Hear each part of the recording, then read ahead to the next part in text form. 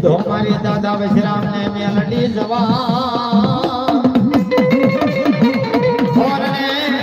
મળી દૂર થયા માણી એ દેવને અલડે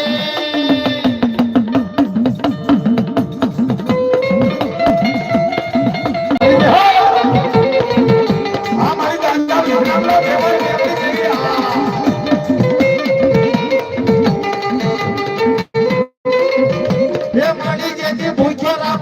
ભોય પથારે જેથી બાબા ભૂખો રાખો જો ને ભોય પથારી ઓન જેથી તનની પાડી દવ ખાલ ખાલ જેથી આટલું કરતા નો માનતો એ પછી મેલડી દેવી જો ન કરી દવન્યા બાપ માતાની ભક્તિ કરવી કોઈ છેલ નથી હો